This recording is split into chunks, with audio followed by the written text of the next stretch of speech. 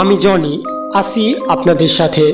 আজকে আমরা যে কাহিনীটি শুনবো সেটি ভূতের গল্প অ্যাপ্লিকেশন থেকে নেওয়া হয়েছে। আপনি যদি গল্প পড়তে ভালোবাসেন তাহলে অবশ্যই প্লে স্টোর থেকে ভূতের গল্প অ্যাপ্লিকেশনটি ডাউনলোড করে গল্পগুলো পড়তে পারেন। আর আপনি যদি গল্প লিখতে ভালোবাসেন তাহলে অবশ্যই গল্প লিখে পাঠিয়ে দিন আমাদের কাছে। গল্প পাঠাতে আমাদের Facebook page JS official studio অথবা আমাদের জিমেইল jsofficialstudio@gmail.com এ যোগাযোগ করুন। তো চলুন চলে যাই মূল কাহিনীতে।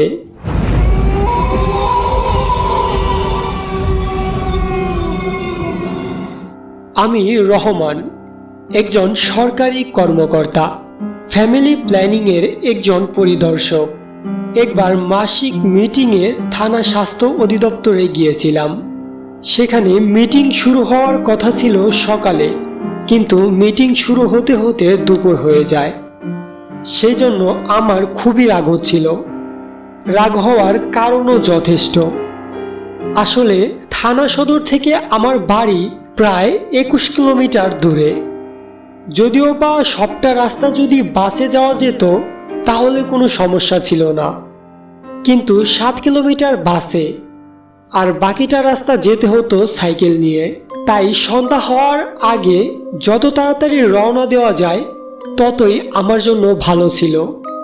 দুর্ভাগ্যবশত সেদিন আমার মিটিং শেষ হয়েছিল মাগরিবেরও 1 ঘন্টা পরে। মিটিং শেষ করে আমি তাড়াহুড়া করে বের হতে যাব, ঠিক তখনই স্বাস্থ্য কর্মকর্তা আমাকে ডাক দিলেন। তখন প্রচণ্ড রাগ হচ্ছিল, কিন্তু তাও মুখে যতটুকু সম্ভব হাসি রেখে তার দিকে ঘুরে দাঁড়ালাম। সে আমাকে ইশারায় তার রুমে যেতে বলল। আমি তার পিছু পিছু তার রুমে গেলাম।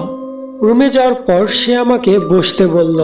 তারপরে সে নানা ধরনের কথা বলে প্রায় 1.5 ঘন্টা পরে আমাকে সেখান থেকে বিদায় দিল। বাস স্ট্যান্ডে এসে দেখি কোনো বাস নেই। গড়িতে তখন 9টা ছুঁই ছুঁই। আমাদের এখানে একটা সমস্যা, 8টা বাজলেই আর কোনো বাস ছাড়তে চায় না। আমরা সেখানে 8 থেকে 10 জন লোক যাওয়ার জন্য একত্রিত হয়েছিলাম, কিন্তু কোনো যানবাহন না পেলে তো সমস্যাই। ঠিক তখনই হঠাৎ আমাদের পিছন থেকে একটি টেম্পু এসে আমাদের সামনে দাঁড়ালো। আমরা তাকে যাওয়ার জন্য বললাম, কিন্তু সে ডাবল ভাড়া ছাড়া যেতে রাজি হলো না। আমরাও কোনো পথ না পেয়ে অবশেষে ডাবল ভাড়া দিয়ে যেতে রাজি হয়ে গেলাম। টেম্পুতে বসে আমি চিন্তা করতে লাগলাম, এই পথটা না হয় সবার সাথে টেম্পুতে চলে যাব, কিন্তু বাকি রাস্তাটা একা একা কিভাবে যাব। এদিকে আবার গ্রামে 8টা বাজলেই ভুতুড়ে নীরবতার সৃষ্টি হয়। তখন আমি মনে মনে একটু ভয় পেতে লাগলাম। আমি টেম্পো থেকে নির্দিষ্ট স্থানে নেমে পাশে থাকা একটি চায়ের দোকানের দিকে যেতে লাগলাম। আমি যখনই থানা অধিদপ্তরে আসি, এই চায়ের দোকানের পাশেই আমার সাইকেলটি রেখে দেই। চাওয়ালা হেকমত আলী খুবই সহজ সরল একজন লোক। যদি কেউ তার চায়ের দোকানের পাশে কোনো সাইকেল বা রিক্সা রেখে যেত তাহলে সে দোকানের পাশাপাশি সেইগুলোর দিকেও নজর রাখত। এই জন্য অবশ্য সে কোনো দিন কারো কাছে কোনো টাকা চায়নি। তার দোকানে সবাই চা পান খায়, এই যা। আমি তার দোকানে যেতেই আমাকে সে জিজ্ঞাসা করলো এত দেরি হওয়ার কারণ কি। আমি তাকে দেরি হওয়ার কারণ বলতেই আমার পাশে থাকা একটি লোক হঠাৎ করে বলে উঠল, হ্যাঁ, এই সরকারি কর্মকর্তাদের সময়জ্ঞান বলতে কিছুই নেই। আমি তার কথা শুনে তার কথার সাথে সম্মতি জানালাম। চাওয়ালা কাপে চিনি দিতে দিতে আমাকে আজকে রাত্রে থেকে যেতে বলল।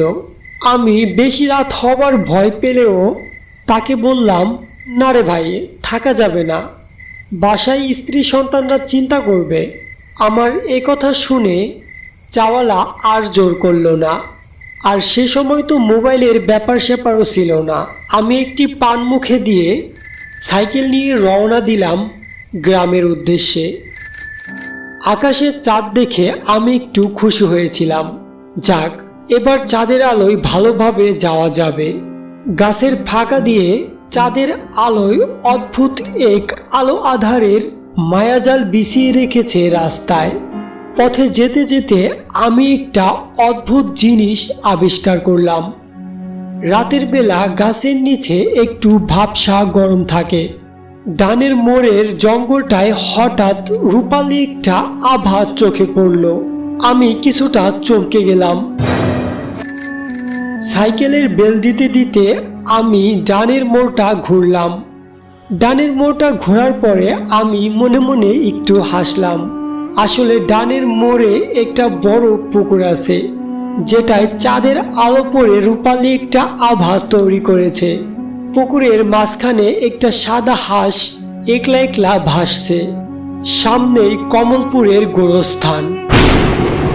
যদিও বা আমি এই গোরস্থানকে ভয় পাই না, কিন্তু এই গোরস্থানকে নিয়ে লোকমুখে অনেক কথা প্রচলিত আছে। আমি সাইকেলের বেল বাজাতে বাজাতে যাচ্ছিলাম। রাস্তায় কেউ নেই, তবুও আমি ইচ্ছে করেই বেল বাজাচ্ছি। গোরস্থানের মাঝখানে একটি তেঁতুল গাছ দেখা যাচ্ছে, আর সেই তেঁতুল গাছের নিচেই কিছু মানুষের ফিসফিসানি কথা শোনা যাচ্ছে। আমি লক্ষ্য করে দেখলাম গোরস্থানটার শেষের দিকে কিছু মানুষ লাইন ধরে দাঁড়িয়ে আছে, আর সামনে আছে একটা লাশ। আমি ভাবলাম কেউ হয়তো মারা গেছে, তারই জানাজা হচ্ছে। আমি সাইকেলটাকে রাস্তার পাশের একটা গাছে হেলান দিয়ে জানাজায় শরীক হতে গেলাম। জানাজার শেষে আমি যখন আসসালামু আলাইকুম বলে বাম দিকে তাকালাম, তখনই আমি একটি আজব ঘটনার সম্মুখীন হলাম। দেখতে পেলাম আমার পাশে কেউ নেই। আমার সামনে শুধু আছে সেই লাশটি। কিন্তু আমি জানাজার শুরুতে তো অনেক লোককেই দেখেছিলাম। তাহলে তারা গেল কোথায়? ঠিক তখনই আমার সামনে থাকা সেই লাশটি হঠাৎ করে দাঁড়িয়ে পড়ল। সেটা দেখে আমার পুরো শরীরটি ঠান্ডা হয়ে যায়, আর আমি প্রাণপণে সেখান থেকে দৌড়াতে শুরু করি। কিরে, যাচ্ছিস কোথায়? জানাজা দিবি না? জানাজাটা দিয়ে যা, জানাজাটা দিয়ে যা বলছি, তাহলে কাউকে ছাড়বো না, কাউকে না। কিন্তু আমি সেই কথার উত্তর না দিয়ে প্রাণপণ দৌড়াতে লাগলাম। দৌড়াতে দৌড়াতে আমি সেই চাওয়ালার ঘরের সামনে গিয়ে তার দরজায় জোরে জোরে টোকা দিতে লাগলাম। এই চাওয়ালা দাদা, চাওয়ালা দাদা, তাড়াতাড়ি দরজা খুলুন, আমাকে মেরে ফেললো, আমাকে মেরে ফেললো। আমার এই শব্দ শুনে চাওয়ালা তাড়াতাড়ি করে দরজা খুলল। চাওয়ালা দরজা খোলা মাত্রই আমি আর এক মুহূর্ত দেরি না করে রুমের ভিতরে ঢুকে পড়লাম। রুমের ভিতরে ঢুকে আমি চাওয়ালাকে বললাম তাড়াতাড়ি করে দরজা দুটি লাগিয়ে দিতে। আমার এই কথা শুনে চাওয়ালা তাড়াহুড়া করে দরজা লাগিয়ে আমার কাছে এলো, আর আমার কাছে এসে বলল, কি হয়েছে বাবু, আপনার এই অবস্থা কেন? সেই সময় চাওয়ালার প্রশ্নের উত্তর দেওয়ার মতো আমার কোনো ক্ষমতাই ছিল না। আমার পুরো শরীরটা ঠান্ডা হয়ে যাচ্ছিল।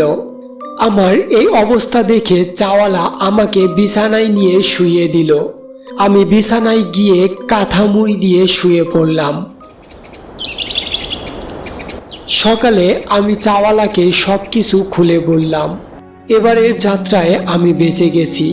এরপর থেকে আমি আর কোনোদিন রাতের বেলা তো দূরের কথা, সন্ধ্যার পরও আর সেই রাস্তা দিয়ে যাইনি। আজকের কাহিনী এ পর্যন্তই। কাহিনীটি কেমন লেগেছে অবশ্যই কমেন্ট করে জানাবেন।